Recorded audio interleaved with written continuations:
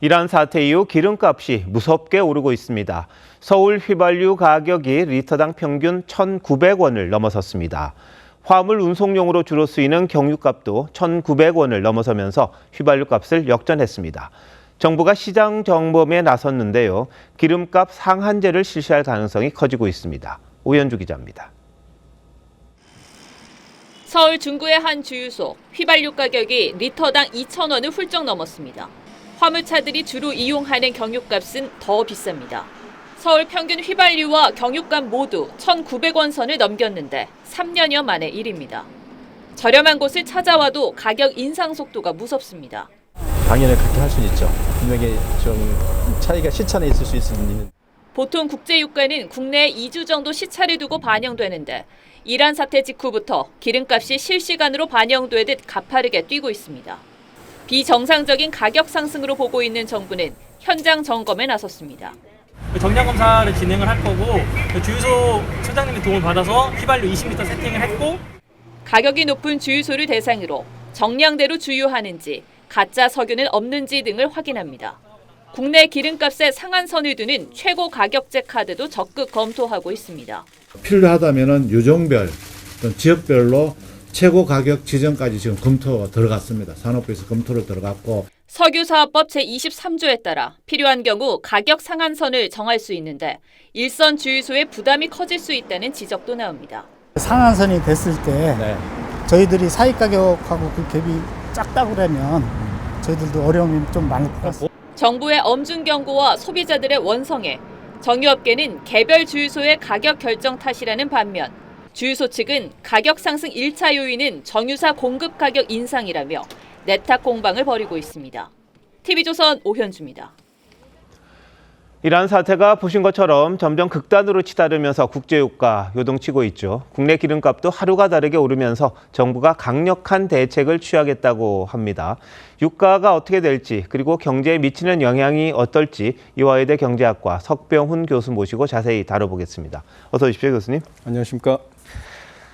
지금 보신 것처럼 국제유가 연일 급등이고요. 유조선 공격까지 시작이 됐거든요. 앞으로 어떻게 될 걸로 보십니까? 예, 당분간 이 호르무즈 해협 봉쇄가 해결되지 않으면 국제유가는 더 올라갈 가능성이 크다 이렇게 보고 있습니다. 네. 왜냐하면 지금 현재 브렌트유 가격이 배럴당 89달러인데요. 예. 이게 이란하고 미국 간의 전쟁이 시작하기 전 지난달 27일에는 72달러 선이었기 때문에 그 사이에 24%나 올랐습니다. 근데 여기에 더해서 지금 호르무즈 해협이 사실상 봉쇄가 돼가지고 유조선도 지난달에 50척 통과했었는데 하루에 3일에는 한 척도 통과하지 못한 그렇죠. 상황이 되지 않았습니까? 네. 여기에 카타르 에너지 장관까지 나서서 이런 상황 지속되면 에너지 수출업체들이 생산 중단하고 유가는 무려 배럴당 150불까지 상승할 수도 있음을 경고한 거에서 봤을 때 지금 상황이 뭐 사실은 뭐 몇 주 안에 끝나기 어렵다는 방식으로 계속 흘러가고 있지 그렇죠. 않습니까? 네. 그러면 이제 유가가 지금 현 89불 배럴당 이거보다 더 크게 올라가서 100달러까지 갈 수도 있다 이렇게 보여집니다.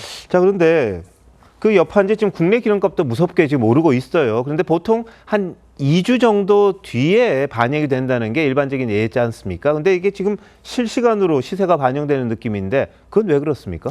예, 원래 그 평상시에는 국제 유가가 상승을 하면 그걸 이제 운송에 와서 국내에서 정유회사들이 정제를 하는 과정을 거치기 때문에 2주에서 3주 시차가 걸려서 국내 석유류 가격에 반영이 됐었습니다. 근데 네. 지금은 평상시가 아니기 때문이죠. 그래서 지금 이란과 미국 간의 전쟁이 격화되면서 장기화될 가능성이 커지니까 이제 소위 말하는 사재기 수요들, 그래서 예. 소비자들도 너도 나도 주유소에 가서 미리 기름을 채워놓는 사재기 수요가 생기게 되고요. 네. 그러면 주유소도 미리 싼 가격에 재고를 확보하고 기존 재고는 앞으로 비싼 가격에 다 새로 재고를 받아들여야 되니까 미리 높인 가격으로 파는 이런 소비자와 공급자가 동시에 다 지금 충격을 심각하게 받아들이고 있다는 그런 증거로 보시면 되겠습니다. 자, 그런데 이 소비자들 원성이 좀 높아진 건 사실이에요. 그러다 보니까 정부가 기름값을 잡겠다고 최고 가격제 도입까지 지금 검토하고 있습니다. 대통령도 뭐 기름값 인상이 중대 범죄라고까지 이야기를 하는데 이 정부가 내놓은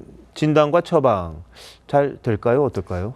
저는 진단도 틀렸고 진단이 틀렸기 때문에 당연히 처방도 틀렸다 이렇게 보고 그렇습니까? 있습니다. 예. 진단은 지금 급격하게 석유류 가격이 올라간 것은 아까 말씀드린 것처럼 이제 주유소 측하고 그다음에 소비자들 역시 사태의 심각성을 인식하고 사재기 수요가 지금 들어왔기 때문에 갑자기 오른 것인데요. 네. 이것을 갖다가 주유소가 담합을 해서 예, 가격을 예. 끌어올린 게 아니냐 이렇게 진단을 한 것입니다. 정부에서는. 네. 그런데 전국의 주유소가 무려 1만 500여 곳이 있는데 이 1만 500여 곳이 각자 가격을 결정하게 돼 있는데 조직적으로 담합을 했을 가능성은 사실 낮습니다. 그래서 진단이 일단은 저는 틀린 게 아닌가 이렇게 보고요. 예. 그러면 처방으로 내세운 최고 가격제 역시 이 처방은 오히려 잘못됐다.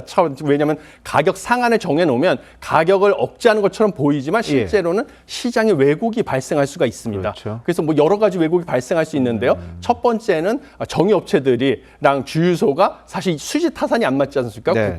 국제 유가가 올라가면 예. 그렇기 때문에 손해를 보고 장사를 할 수는 없기 때문에 생산을 중단하거나 판매를 중단할 가능성이 있습니다. 예. 그리고 두 번째는 품질을 떨어뜨릴 가능성이 있죠. 손해를 보지 않기 위해서 저가의 유류를 갖다가 혼합해서 파는 경우가 생길 수 있죠. 예. 그다음에 마지막으로는 가격을 억지로 묶어놓으니까 지금 고유가 시대에 오히려 에너지를 절약해야 되는데 소비자들이 그냥 쓰지 않겠습니까, 에너지를? 그렇게 되면 조기에 우리의 그 비축한 유류가 소진될 가능성도 있다. 그래서 네. 오히려 왜곡을 만든다 이렇게 보고 있습니다. 예. 담합이라는 진단도 잘못돼 있고 이 최고 가격대도 오히려 왜곡시킨다 이렇게 말씀하셨는데 지금 정부가 UAE로부터는 600만 배럴을 도입한다고 합니다. 이건 좀 도움이 될까요? 예, 이거 사실 물량으로 치면 우리나라에서 약 3일 정도 그렇죠. 소비할 물량이기 때문에 물량 자체가 크지는 않습니다. 그래서 이것만 가지고 가격을 안정시키기는 어렵지만요. 그냥 네. 심리적인 안정 효과를 줄 수는 있다 이렇게 보고 있습니다. 왜냐하면 이번에 600만 배럴 중에서 400만 배럴은 호르무즈 해협을 거치지 않는 곳에서 직접 받기로 했습니다. 그러니까 예. 정부가 대체 공급망을 개척하고 있다. 그것을 모색하고 있다는 신호를 줌으로써 심리적인 안정 효과를 주는 게 주 목적이 아닌가 이렇게 보여집니다. 그렇다면 정부가 지금 내놓은 대책이라든지 처방이라든지 이런 것들이 전부 다 소용이 없을 것 같은데 예. 어떻게 해야 됩니까, 우리 국민들은? 예, 사실 저희 국민들 같은 경우는 일단 뭐 에너지를 절약해야 되는 것은 당연한 것이고요. 네. 정부는 사실 시장 친화적인 대책을 내놓는 것이 바람직하다 이렇게 보여집니다. 예. 그래서 시장 친화적인 대책은 무엇이냐면 일단은 정부가 가지랑 민간이 보유한 7개월치 비축률을 갖다가 적절하게 방출을 해가지고 공급을 늘림으로써 유가 안정을 도모하고요. 네. 이 와중에 상당히 생계 어려움을 겪을 수 있는 생계형 네. 그런 분들에게는 에너지 바우처를 지급을 해가지고 좀 상대적으로 보조금을 줘서 저가의 에너지를 공급할 수 있게 해야 된다라고 하고 국민들께서는 좀 에너지를 절약하는 습관을 가지시고 무엇보다도 지금 예. 자산 시장에도 변동성이 크니까 섣불리 막 자산을 위험 자산에다니 주식에다가 투자를 하고 이러는 건 자제하실 필요가 있다 이렇게 그런가요? 생각합니다. 정부는 예. 지금 주식 투자를 상당히 유도하고 있는 상황인데요. 예. 근데 유가 상황에 따라서 주식 시장도 지금 요동치는 것 예. 같은데 왜 그런 것 같습니까, 이거는요? 예, 주식 시장이 요동치는 것은 그만큼 우리나라의 경제 구조가 이 중동발 위기에 취약하다는 것을 단적으로 보여주는 것이다라고 생각을 합니다. 예. 왜냐하면 우리의 그 주력 수출 산업인 반도체 산업이 특히 에너지 의존도가 높은데요. 우리나라의 에너지는 대부분 중동에서 수입을 하고 있습니다. 예. 그래서 중동산 에너지 수입길이 막히게 되면 에너지 가격 급등하고 반도체 기업들이 생산 비용이 상승하기 때문에 수익성이 떨어질 것이라고 보여가지고 그 반도체 기업 주도로 주가가 상승을 했었는데 주가가 요동을 칠 수밖에 없는 이런 예. 상황이 되었습니다. 참 복합적으로 지금 경제가 상당히 얽혀 있는 그런 상황이 되는군요. 자, 유가 상승이 산업 전반에 말씀하신 것처럼 영향이 클 테니까 우리 정부가 좀 잘 좀 지켜보고 제대로 된 처방 내놔야 되겠군요. 네, 교수님 잘 들었습니다. 감사합니다.